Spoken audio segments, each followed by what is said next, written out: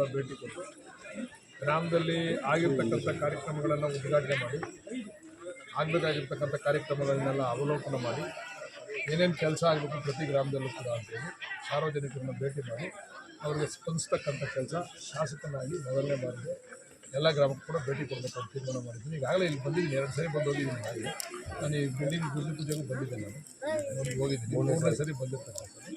ಆದರೂ ಇದು ಈ ಆಷಾಢ ಮಾಸದಲ್ಲಿ ಎಲ್ಲ ಗ್ರಾಮಗಳಿಗೂ ಭೇಟಿ ಕೊಡಬೇಕು ಅಂತ ಬಿಸಿಲಲ್ಲಿ ಓಡಾಡೋಕ್ಕಾಗಲ್ಲ, ಬೇಸಿಗೆಯಲ್ಲಿ ಈಗ ಸ್ವಲ್ಪ ತಂಪಾಗಿರ್ತದೆ. ಇನ್ನೊಂದು 2-3 ತಿಂಗಳು ಎಲ್ಲ ಗ್ರಾಮಕ್ಕೂ ಭೇಟಿ ಕೊಟ್ಟು ಅಲ್ಲೇ ಸಮಸ್ಯೆಗಳನ್ನ ಸ್ಥಳದಲ್ಲೇ ಆಲಿಸಬೇಕು ಅಂತ ತೀರ್ಮಾನ ಮಾಡಿ ಗ್ರಾಮ ಸಂದರ್ಶನ ಮಾಡ್ತೀವಿ. ಪ್ರತಿ ಗ್ರಾಮ ಪಂಚಾಯತಿಗೆ ಹೋಗ್ತೀವಿ ಅಂತ ಹೇಳಿದ್ವಿ. ಎಲ್ಲ ಗ್ರಾಮ ಶುರು ಮಾಡಿದ್ದೀವಿ, ಎಲ್ಲ ಕಡೆ ಕಾಳಾರಿ ಪಂಚಾಯತಿ ಇಟ್ಕೊಂಡಿದ್ದೀವಿ. ಆ ರೀತಿ ಎಲ್ಲ ಪ್ರತಿಯೊಂದು ಗ್ರಾಮ ಪಂಚಾಯತಿ ಎಷ್ಟು ಅನುದಾನ ಇದೆ? ಅನುದಾನ ಕೊಡ್ತೀವಿ, ಪಟ್ಟಿ ನಿಮಗೆ ಎಷ್ಟು ಸುಮಾರು ಅನುದಾನ ಕೊಟ್ಟಿದ್ದೀವಿ. ಎಲ್ಲ ಕಡೆ ರಸ್ತೆಗಳು, ಚರಂಡಿಗಳು, ಸ್ಕೂಲ್ ಬಿಲ್ಡಿಂಗ್ಗಳು, ಹೈಮಾಸ್ ದೀಪಗಳು ಇವೆಲ್ಲವನ್ನು ಕೂಡ ಕೊಟ್ಟಿದ್ದೀವಿ. ಅದ್ರ ಬಗ್ಗೆ ನಿಮಗೆ ಮಾಹಿತಿ ಕೊಡ್ತೀವಿ, ಕಡೆಯಲ್ಲಿ ಮಾಹಿತಿ ಕೊಡ್ತೀವಿ. ಶಾಲಾ ಕಟ್ಟಡಗಳು ಕೆಲವು ಕಡೆ ಶಿಥಿಲವಾಗಿ ಸರಿಯಾಗಿ ಅದನ್ನು ಈಗ ಇಂಜಿನಿಯರ್ಗಳಿಗೆ ಹೇಳಿದ್ದೀನಿ, ತನಿಖೆ ಮಾಡೋಕ್ಕೂ ಕೂಡ ಹೇಳಿದ್ದೀನಿ. ನಾನು ಒಂದು ಹೇಳ್ತಕ್ಕಂಥದ್ದು, ಗ್ರಾಮದ ಪಂಚಾಯತಿ ಮೆಂಬರ್ಗಳು ನಿಂತ್ಕೊಂಡು ಮೊದಲನೇ ಜವಾಬ್ದಾರಿ ಅವ್ರದ್ದು, 2ನೇ ಜವಾಬ್ದಾರಿ ಟೀಚರ್ಸ್ಗೆ. ಏನಾದರೂ ಕಳಪೆ ಕಾಮಗಾರಿ ಆದರೆ ಟೀಚರ್ಸ್ನೇ ಹೊಣೆಯಾಗಿ ಮಾಡ್ತೀವಿ. ನಮಗೆ ಅವ್ನ ಕಾಂಟ್ರಾಕ್ಟರ್ಗೆ ಹ್ಯಾಂಡ್ ಓವರ್ ಮಾಡ್ಬೇಕಾದ್ರೆ ಶಾಲಾ ಕೊಠಡಿಗಳನ್ನ ಅಡ್ವಾನ್ಸ್ ಸೈನ್ ಹಾಕಿರ್ಬೇಕು.